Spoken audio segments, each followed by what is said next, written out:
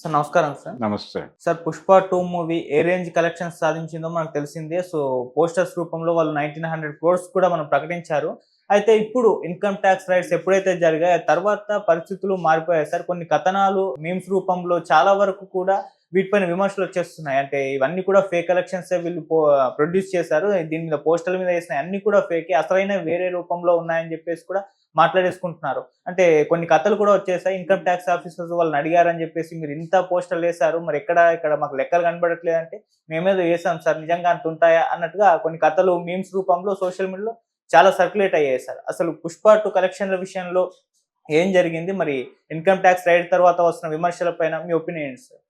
అంటే వాళ్ళు ఆఫీసర్లుగా అధికారికంగా చెప్పిన మాట 1300,00,00,000 అనే మాట బయటకొచ్చింది. ఓకే. అంటే 1300,00,00,000 సినిమా బిజినెస్ అయింది అనేది. అయితే ఇక్కడ చూడాల్సిందేంటంటే, హ్మ్. సినిమా వాళ్ళ చేతుల్లో నుంచి వెళ్ళిపోయింది. అంటే ఇన్‌కమ్ టాక్స్ చాలామంది ఏం మాట్లాడుతున్నారంటే, ఈ పోస్టర్ల తాలూకా వ్యవహారం నిర్మాత గారి ఇంట్లో ఉండే డబ్బులు కాదవి. హ్మ్. ఏదో ఈయన అకౌంట్‌లో చూపించే డబ్బులు కూడా కాదు. హ్మ్. ఎందుకంటే సినిమా అమ్మేసిన తర్వాత అక్కడ బయ్యర్ గొడవ అది. ఓకే. ఈయనకేం సంబంధం? ఈయన ఒక రేట్‌కి అమ్మేసి ఉంటాడు. కొనుక్కున్న వాళ్ళు బిజినెస్ చేసుకున్నారు. హ్మ్. ఇప్పుడు 'పుష్ప పార్ట్ 1'కి నార్త్ బెల్ట్‌లో పావలా పెట్టి కొన్నవాడికి రూపాయి ప్రాఫిట్ వచ్చింది. అంటే ఇక్కడ డివైడ్ టాక్ వచ్చి సినిమా కొంత డౌన్ అయ్యి యావరేజ్‌గా నడిచి ఫైనల్‌గా హిట్‌గా స్థిరపడింది. హ్మ్. కానీ నార్త్ బెల్ట్‌లో అది హిందీ బెల్ట్‌లో బాగా కలెక్ట్ చేసింది. అక్కడ తక్కువ ధరలకే కొన్నారు. అప్పటికి ఎవరికీ మార్కెట్ లేదక్కడ. అల్లు అర్జున్‌కి మార్కెట్ లేదు. సుకుమార్‌కి తెలీదు. సుకుమార్ ఎవరో గూడా తెలీదాళ్ళకి. కానీ కంటెంట్ కనెక్ట్ అయింది. వాళ్ళకి ప్రాఫిట్ వచ్చింది. అది వీళ్ళలో కాన్ఫిడెన్స్ పెంచింది. కాన్ఫిడెన్స్ పెంచి ఈ సినిమాని కొంచెం మనం ప్రాపర్‌గా డిజైన్ చేస్తే ప్రతి చోట ఆడేస్తుంది అనేటువంటి ఒక నమ్మకంతో చేసిన సినిమా 'పుష్ప 2'. 'పుష్ప 1' టైంలో అంత కాన్ఫిడెన్స్ లేదు వీళ్ళకి ఆ సినిమా మీద. పర్టిక్యులర్‌గా బన్నీకి లేదు. చూద్దాం ఇదొక సినిమా అన్న ధోరణిలో వెళ్ళిపోయాడు తను. హ్మ్. ఎప్పుడైతే అది హిందీ బెల్ట్‌లో కనెక్ట్ అవ్వటం అనేది అర్థమైందో వీళ్ళకి, వీళ్ళు చాలా ధైర్యం వచ్చేసింది వీళ్ళకి. కాన్ఫిడెన్స్ పెరిగింది. హ్మ్. అందుకని ప్రతి సీను చిత్రీకబట్టారు. పార్ట్ 2 డిలే కావడానికి కారణం అదే. ఓకే. సరే ఈ గొడవ ఇలా ఉంటే, ఆ రోజున పావలాకి రూపాయి తిన్న వాళ్ళు ఉన్నారు గదా! మరి వాళ్ళ మీద కదా దాడులు జరగాల్సింది. ఆ పావలాకి అమ్ముకున్న వీళ్ళ మీద కాదు కదా! అందుకని ఈ సినిమా కూడా వీళ్ళు అమ్మిన రేట్ల మీదే చూపిస్తారు తప్ప, ఈ 1300,00,00,000 చెప్పారు వీళ్ళు అనేది కూడా వాస్తవం అని నేను అనుకోవడం లేదు. హ్మ్. ఎందుకంటే వీళ్ళెవరు చెప్పడానికి, కొనుక్కున్నవాడు కదా చెప్పాల్సింది. దాడులు అక్కడ జరగాలి. వీళ్ళు అమ్మిన రేట్లు మాత్రమే చెప్తారు. అయ్యా మేము సినిమా తీసాం ఇంత అయింది. ఇదిగో ఇన్ని కోట్లయింది, ఇన్ని కోట్లకి అమ్మేసాం. దీనికి మేము ఈ ట్రాన్సాక్షన్‌కి సంబంధించినటువంటి అగ్రీమెంట్స్ ఉంటాయి. ఆ అగ్రీమెంట్స్‌లో ఎంత వాళ్ళు నమోదు చేశారు. వీళ్ళు 100కి 100% వైట్‌లో నమోదు చేసుంటారని కూడా అనుకోనే అవకాశం లేదు. హ్మ్. దానిలో కొంత వైట్ ఉంటుంది. మెజారిటీ బ్లాక్ ఉంటుంది. బ్లాక్ ఆళ్ళు ఎలాగూ రాయరు. ఓకే. సో, అలాంటి డబ్బులేవైనా దొరికితే దానికి ఎవరు జవాబుదారీ అనేది ఎక్కడి నుంచి ఆ సోర్స్ ఏమిటి అనేది ఎస్టాబ్లిష్ చేసి ప్రాపర్‌గా కన్విన్సింగ్‌గా, కన్విన్సింగ్‌గా మాకు ప్రూఫ్స్ చూపించి అప్పుడు మీ అమౌంట్ తీసుకెళ్ళండి అని చెప్తారు. ఆళ్ళేమి సీజ్ చేసిన డబ్బులు అదేదో రిజర్వ్ బ్యాంక్‌కి పంపించేయటం అలా జరగదు. ఆ డబ్బులు సీజ్ అయ్యి ఉంటాయి.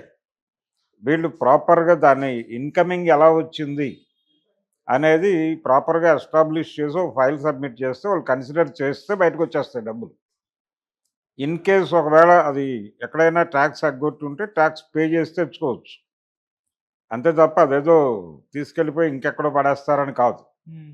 అందుకని కొంత డబ్బులు దొరికాయని చెప్పారు కదా! వీళ్ళ దగ్గర అకౌంట్‌లో లేనటువంటి అంటే ప్రాపర్ అకౌంట్స్ లేనటువంటి అమౌంట్ కొంత దొరికింది. 'మైత్రి మూవీ మేకర్స్' దగ్గర దొరికింది. అలాగే 'సుకుమార్' దగ్గర కొంత దొరికింది. ఆహ్, ఇంకా అక్కడ 'దిల్ రాజు' గారి వ్యవహారంలో కూడా కొంత దొరికింది అనేది ఎవరి దగ్గరైనా దొరుకుతుంది. ఓకే. దొరకకుండా ఎలా ఉంటుంది? ఎంతో కొంత దొరుకుతుంది. దొరికిన డబ్బుల్ని ప్రాపర్‌గా వాళ్ళు ఎవిడెన్సులు ప్రొవైడ్ చేసుకొని బయటకు తెచ్చుకోవాలి. అది హ్మ్. ఎలాగో ఆ కసరత్తు చేస్తారు. అయితే ఇక్కడ కొనేసుకున్న వాళ్ళ మీద దాడులు జరిగాయా అనేది కొనుక్కున్న వాళ్ళ కదా బుకింగ్‌లో హ్మ్. తెగే టికెట్ తాలూకా డబ్బులు బయ్యర్కి వెళ్తుంది కానీ ప్రొడ్యూసర్కి రాదు. ఇదివరకు ప్రొడ్యూసర్కి షేర్ ఉండేది దానిలో. ఇప్పుడు ప్రొడ్యూసర్కి సంబంధం లేదు. వన్స్ డీల్ అయిపోయిన తర్వాత ఒకవేళ లాస్ వస్తే వాళ్ళొచ్చి వాళ్ళ ఇంటి ముందు ధర్నాలు చేయటం చూసాం మనం. అవును. గతంలో ఆచార్య టైంలో భరోసా ఇచ్చినటువంటి కొరటాల శివ ఆఫీస్ మీదకి వెళ్ళి బయ్యర్లు గొడవ చేయటం కూడా చూసాం మనం. అది జరుగుతుంది. అది జరగలేదు అంటే ప్రాఫిట్ వెళ్ళింది, అవతల వాళ్ళకి సేఫ్గా ఉన్నారనేది అర్థం చేసుకోవాలి. హ్మ్. ఇది టోటల్గా మొన్న జరిగినటువంటి ఐటీ దాడులకు సంబంధించి వాళ్ళు తక్కువ చూపించారు. రెండోది ఆ పోస్టర్లు ఫేకు. ఆ పోస్టర్లు చూసే వెళ్ళుంటే నిజానికి పోస్టర్లు చూసే వెళ్ళారు అనేది ఒక ప్రచారం జరుగుతోంది. హ్మ్. అప్పుడైనా వాళ్ళు ఆలోచించాలి కలెక్షన్ ఎక్కడొస్తుంది, ఎక్కడికి వెళ్తుంది అనేది. అదే ఎస్టాబ్లిష్ చేసి చెప్పుంటారు వీళ్ళు. ఇలా ఈ కలెక్షన్స్ విపరీతంగా ప్రమోట్ చేస్తున్నారు, ఇవన్నీ ఫేక్ అవుతున్నాయి అనేది అయితే ఒక ప్రచారం ఉంది బయట, మొదటి నుంచే ఉంది. ఈ ఐటీ దాడుల కంటే ముందే ఉంది. పైగా హిందీ మార్కెట్లో అంటే బాలీవుడ్ మీడియాలో దీని మీద కొంచెం మీమ్స్ క్రియేట్ చేశారు. అంటే సౌత్ నుంచి వచ్చేటువంటి సినిమాలు, సౌత్ డైరెక్టర్లు కథలని, ప్రాజెక్టులని బాగా డిజైన్ చేస్తున్నారు అని అనుకున్నాం ఇప్పటిదాకా. ఇప్పుడు నెంబర్స్ కూడా బాగానే క్రియేట్ చేస్తున్నారు అనే పద్ధతిలో మీమ్స్ చేశారు వాళ్ళు. చేసి ఇవన్నీ క్రియేటెడ్ నెంబర్స్ అనేది డిస్కషన్ నడిచింది. ఏదేమైనా కానీ కొంచెం ఫ్యాన్స్ని ఎంకరేజ్ చేయడం కోసం చేసేటువంటి ఒక జిమ్మిక్ అనుకుంటే, గతంలో కూడా పేపర్ యాడ్లు వేసేవాళ్ళు కదా, ఇంత వచ్చింది మా సినిమాకి అని. అది మొదటి నుంచే ఉన్నదే. పోకిరి టైంలో దాడులు జరిగాయిగా పూరి జగన్నాథ్ మీద. హ్మ్. ఇలా జరుగుతాయి. అయితే అకౌంట్స్లో వాళ్ళేదో 1300 చూపించారు. ఇది వాస్తవ లెక్క. అది బాహుబలిని క్రాస్ చేసింది, ఇవన్నీ తప్పు. ఈ 1900 తప్పు. అంటే దాదాపు 700 కోట్లు ఎక్సెస్ చెప్తున్నారు వీళ్ళు. తండేల్ని కూడా దాటేసింది. తండేల్ కాదు, సారీ, అమీర్ ఖాన్ సినిమా ఉంది కదా, పీకే. హ్మ్, దంగల్. దంగల్. హ్మ్. దంగల్ని దాటేసింది అనేది ఇవన్నీ మాట్లాడారు. దాటేస్తే దాటి ఉండొచ్చు, లేదంటే లేదు. అఫీషియల్గా వాళ్ళు అనౌన్స్ చేసుకున్నదే వార్త. హ్మ్. 1900 అనే ఫిగర్ వాళ్ళు అధికారికంగానే చెప్పారు. అదే చెప్పు ఉంటారు. ప్రొడ్యూసర్కి ఏం సంబంధం సినిమా అమ్మేసిన తర్వాత అనేది చూడాలి. సినిమా బిజినెస్ ఒకప్పుడు ఉన్నటువంటి షేప్లో ఇప్పుడు లేదు.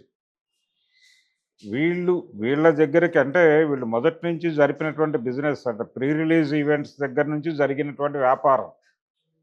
ఆ వ్యాపారంలో వీళ్ళ దగ్గరికి చేరినటువంటి సొమ్ము, దానికి సంబంధించినటువంటి రూట్స్ ప్రాపర్గా ఎస్టాబ్లిష్ అయి ఉన్నాయా లేవా అకౌంట్ బుక్స్లో అనేదే చెక్ చేస్తారు వాళ్ళు. ఆ చెకింగ్ జరిగిన తర్వాత ఆ చెక్లో కాకుండా విడిగా ఏదైనా డబ్బులు దొరికితే 10 పైసలు దొరికినా సీజ్ చేస్తారు. హ్మ్. అదే జరిగింది.